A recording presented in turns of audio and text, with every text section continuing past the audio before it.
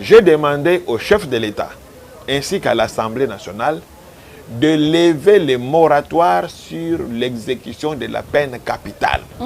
C'est depuis 2003 que le Congo a pris un moratoire pour ne pas exécuter la peine capitale. Et pourtant, la peine capitale, c'est une peine qui est prévue par le droit congolais. Elle est prévue dans la constitution de notre pays, elle est prévue dans le code de procédure pénale. Lorsque quelqu'un a commis une infraction qui mène à la peine capitale ou à la peine de mort, lorsque cela est prononcé par le tribunal, s'il est mécontent, il fait appel. Il va en appel. C'est son droit le plus légitime. Si en appel il n'est pas satisfait, il peut se pourvoir en cassation. Mais lorsque en cassation, son action n'aboutit pas, il lui reste la grâce présidentielle. Si le président n'accorde pas la grâce, on exécute. Parce que je ne peux pas comprendre que des personnes qui n'ont pas du respect pour la vie humaine, que des personnes qui massacrent, qui tuent impunément des gens, même des petits enfants. Prenons une hypothèse. Un jeune homme de 18 ans, de 19 ans est arrêté parce qu'il a exécuté 200-300 personnes. Il est condamné à la peine capitale. Nous avons un moratoire, on ne peut pas l'exécuter. Ce gars remis en prison ont commis la peine capitale en peine à perpétuité. Prenons l'hypothèse que c'est quelqu'un qui vivra 90 ans, 90 ans. Donc pendant au moins 80 ans ou 70 ans, ce monsieur sera nourri par l'État congolais avec l'argent du contribuable congolais. Gratuitement. Il sera soigné avec l'argent du contribuable congolais. Et comble du cynisme, même les familles des personnes, des victimes de ces actions qui payent leurs impôts vont contribuer à nourrir les bourreaux de leurs frères. Moi, je trouve ça cynique. Et moi, je ne suis pas d'accord avec ça. Deux pays comme les États-Unis, la première puissance du monde, la plus grande démocratie du monde, ils appliquent la peine capitale. Pourquoi le Congo va se soustraire? La Chine applique la peine capitale. On n'a jamais vu par-ci, par-là que des gens puissent faire des remous.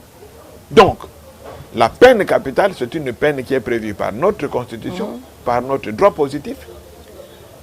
Lorsqu'une personne ne respecte pas la vie des autres, on ne peut pas avoir du respect pour sa vie.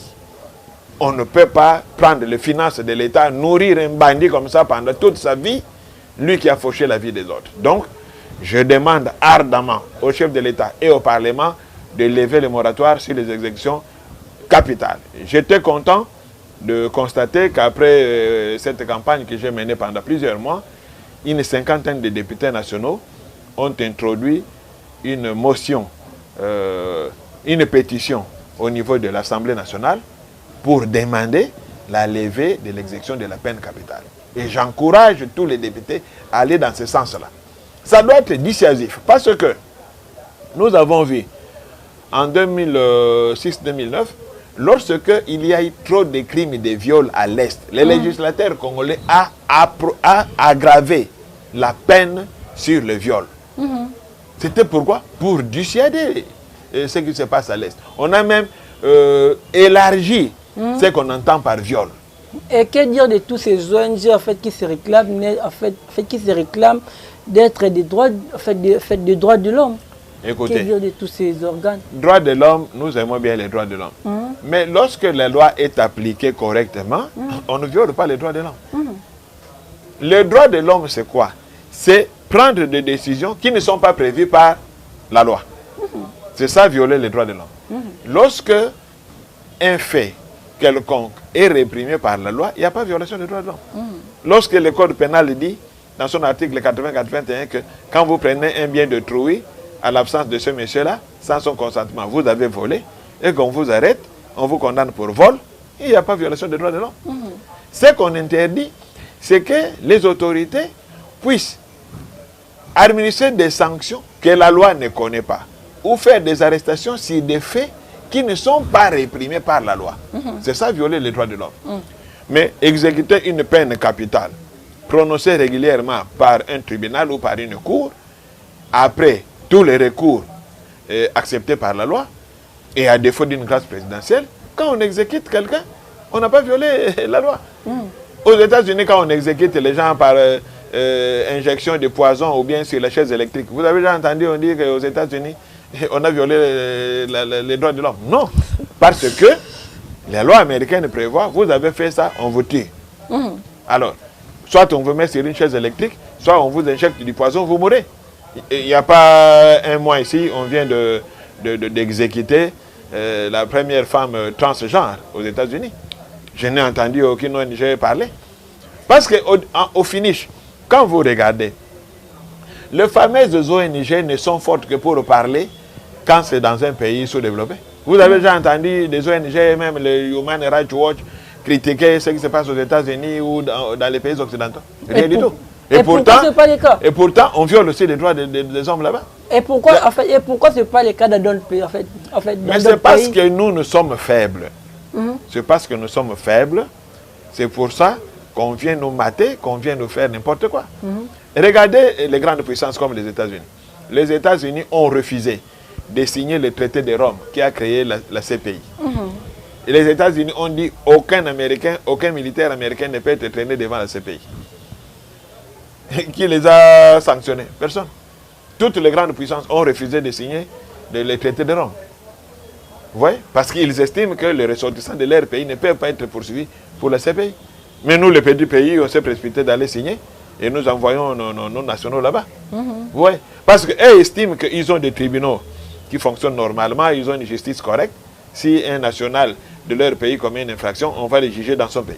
Et nous prenons les nôtres, nous envoyons à la CPI. Vous comprenez?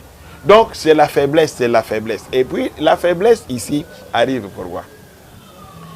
Il y a un principe. La force d'un État, la force politique, comme on dit, la superstructure tire sa force sur la structure. C'est-à-dire, la politique tire sa force sur l'économie. Tant que nous aurons des économies faibles, nous ne pourrons pas nous imposer. Tant que nous aurons des économies faibles, nous ne pourrons pas nous imposer. Vous avez déjà entendu des pays prendre des sanctions contre les États-Unis? Non. Parce que vous ne pouvez pas prendre des sanctions contre les États-Unis, parce que les États-Unis ont une économie, sont la première économie du monde, c'est la première puissance du monde. Vous ne pouvez pas prendre des sanctions contre eux. C'est vous-même qui allez en souffrir. Mais eux, ils peuvent prendre des sanctions contre vous, parce que vous dépendez d'eux. Si le Congo avait l'autosuffisance alimentaire, nous avons tous nos biens que nous produisons ici, riz et tout cela, les poissons, la viande et tout, les produits manufacturés. Nous les fabriquons sur place ici. On peut prendre des sanctions contre nous? Non. Si la Chine ou, c'est pas moi, Thaïlande nous dit, on prend un embargo contre les riz, mais nous avons notre riz. Embargo contre les poissons, mais nous avons notre poisson.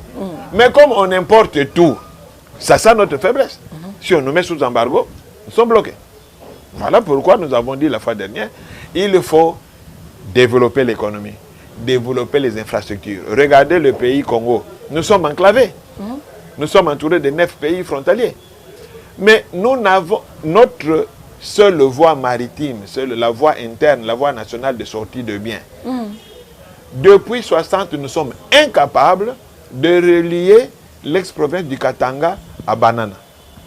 Or, depuis 60, on aurait dû construire le chemin de fer entre Ilebo et Kinshasa. On aurait dû construire le chemin de fer entre Matadi et Mwanda, Banana.